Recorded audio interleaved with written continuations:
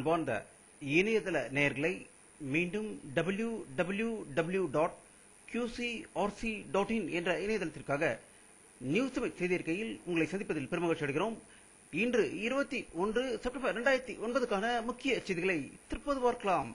புதுவை மாநிலத்தில் பல கட்சிகளை ஆரம்பித்து கட்சிகள் தாவி கூட்டணி தாவி தற்போது தன்னுடைய தாய் கட்சியான காங்கிரஸில் சேர்ந்திருக்கும் கண்ணன் புதுவை ராஜ்யசபா வேட்பாளராக காங்கிரஸ் அறிவித்துள்ளதாக டெல்லியில் இருந்து தகவல்கள் வெளிவந்து கொண்டிருக்கிறது.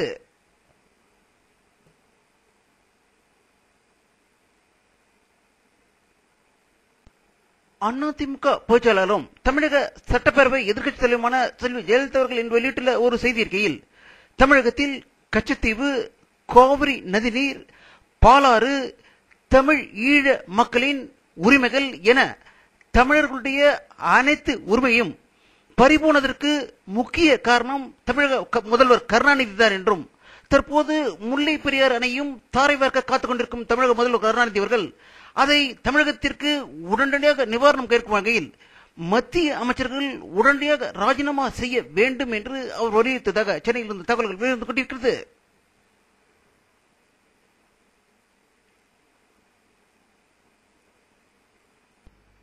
காங்கிரஸ் தலைவர் ராஜீவ்காந்தி கொல்லப்பட்டு குற்றவாளியாக வேலூர் சிறையில் இருக்கும் நளினி தற்போது உண்ணாவிரதம் இருந்து வருவதாகவும், சிறை தண்டனை நாள் முடிந்தும் பல ஆண்டுகளாக தன்னை சிறையில் வைப்பதற்கு எதிர்ப்பு தெரிவித்து இந்த உண்ணாவிரத்தை அவர் தொடங்கியுள்ளதாக வேலூர் இருந்து தகவல்கள் வெளிவந்து கொண்டிருக்கிறது.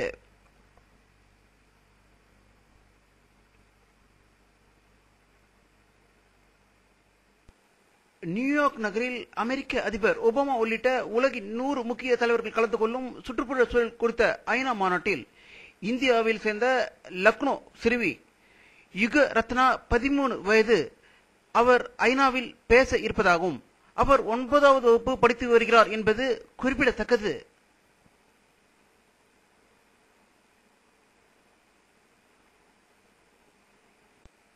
சென்னை புதுடில்லி இடையிலான துரந்தோ ரயிலை மத்திய அமைச்சர்கள் இன்று கொடியசைத்து அனுப்பி வைத்ததாகவும், இந்த அதிவேக ரயில் வாரம் 2 முறை இயக்க ஏற்பாடு செய்யப்படும் என்று மத்திய மந்திரிகள் உறுதி அளித்திருப்பதாகவும் சென்னையில் இருந்து தகவல்கள் வெளிவந்து கொண்டிருக்கிறது.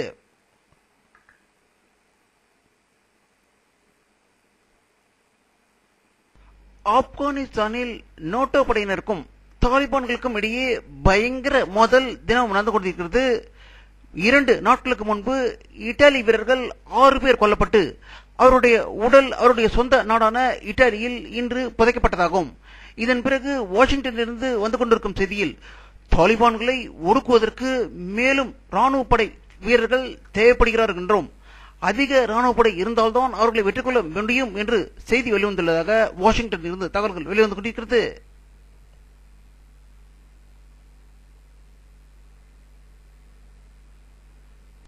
பாகிஸ்தான் நாட்டின் அணு விஞ்ஞானி மற்றும் அணு உற்பத்தியின் தந்தை என்று அழைக்கப்படும் ஏகே கான் அவர்கள் தன்னுடைய மனைவிக்கு எழுதிய ஒரு கடிதத்தில் லிபியா, ஈரான் நாடுகளுக்கு அணு உற்பத்தி சம்பந்தமான பல தொழில்நுட்பங்களை செய்து கொடுத்ததாகவும், வட கொரியாவுக்கு சில இயந்திர துப்பாக்கிகள் மற்றும் சில முக்கிய ஆவணங்களை அவர்களுக்கு அனுப்பி வைத்ததாகவும், இது அனைத்துமே எங்களுக்கு சீனா தான் கற்றுக் கொடுத்தது என்று ஒரு பகிரங்க உண்மையை அவர் வெளியிட்டிருப்பதாகவும், இந்த கடிதம் தற்போது வெளியிடப்பட்டு ஒரு பத்திரிகையில் இது வெளிவந்துள்ளதால் அமெரிக்க, ஐரோப்பிய நாடுகள் அதிர்ச்சி அடைந்திருப்பதாக தற்போது தகவல்கள் வெளிவந்து கொண்டிருக்கிறது.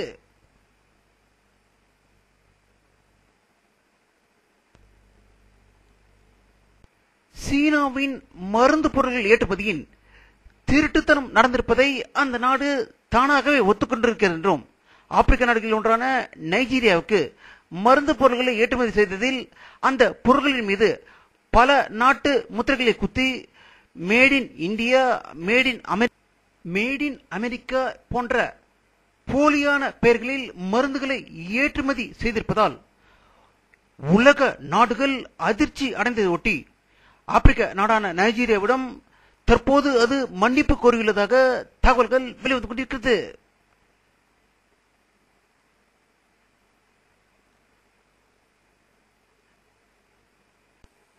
சென்னை அருகே உள்ள ஸ்ரீஹரிகோட்டா விண்வெளி ஆய்வு மையத்திலிருந்து PSLV 14 ராக்கெட் கடல்களை ஆராய்வதற்காக 23ஆம் தேதி புதன்கிழமை விண்ணில் செலுத்தப்படுகிறது என்றும் அதற்கான கம்டவுன் தற்போது தொடங்கியுள்ளதாக ஸ்ரீஹரிகோட்டாவிலிருந்து தகவல்கள் வெளிவந்து கொண்டிருக்கிறது.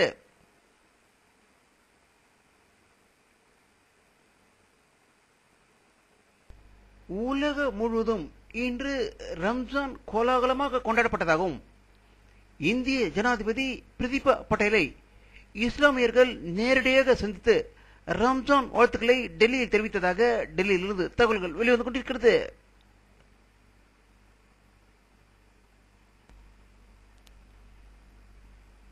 இந்தியாவின் வடகிழக்கு மாநிலங்களில் ஏற்பட்ட பயங்கர பூகம்பத்தில் 3 பேர் உயிர் இழந்ததாகவும் கட்டடங்கள் குலுங்கியதாகவும் அதிகமாக அசாம் மாநிலத்தில் நிலநடுக்கத்தின் தாக்கம் அதிகமாக இருந்ததாகவும் இங்கு 6.3 பதிவாகியதாக அசாமிலிருந்து தகவல்கள் வெளிவந்து கொண்டிருக்கிறது.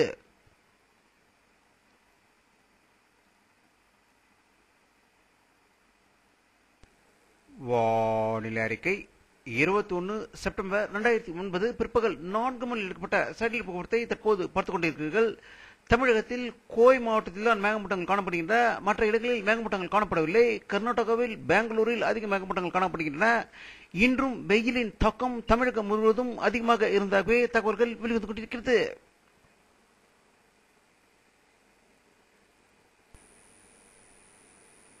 இத்துடன் இந்த செய்தி அறிக்கை நிறைவடைகிறது.